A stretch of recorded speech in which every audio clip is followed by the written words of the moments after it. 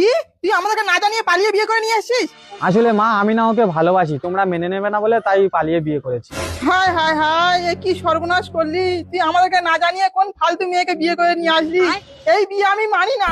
কি গো, কোথায় গেলে? বাইরে আসো। আরে না না মা, ও ফালতু মেয়ে না, ও ভালো মেয়ে। কি হচ্ছে, ডাকছো কেন? এই দেখো তোমার গুণধর ছেলের কীর্তিটা দেখো, কাউকে না জানিয়ে বিয়ে করে নিয়ে এসেছি। শোনো গিন্নি, বিয়ে যখন করেই ফেলেছে কি করা যাবে, বাবা বৌমাকে নিয়ে ভিতরে আয়।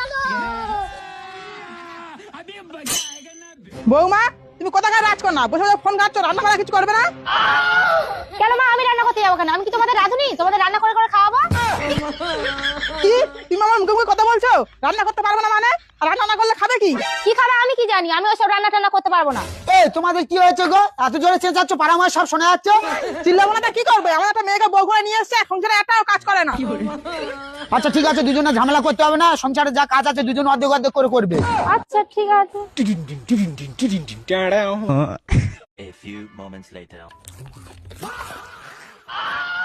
কোথায় ঝাল কোথায় নুন, সিদ্ধই হয়নি, কে রান্না করেছে? কেন, আমি রান্না করেছি। আরে কি হলো কি, তোমরা এমন ভাবে চিল্লাচ্ছ পুরো পাড়া ময় শোনা যাচ্ছে। চিল্লাবে না কি করবো, তোর বউ যা রান্না করেছে সবকিছু কাঁচা, তুই না এসে খেয়ে যা। আরে তুমি কিভাবে রান্না করেছো, সবকিছু নাকি কাঁচা? এটা আমার কি দোষ? বাবাই তো বলেছে সংসারের যা কাজ আছে অর্ধেক আমার করতে আর অর্ধেক মার করতে, তাই তো আমি অর্ধেক অর্ধেক করে রেখে দিয়েছি। সবজিটা হাফ সিদ্ধ হয়ে গেছে, এবার ভাতটাও তো लेकिन ये साला कर क्या रहा है यहाँ पे? ভাতটাও হাফ সিদ্ধ হয়ে গেছে।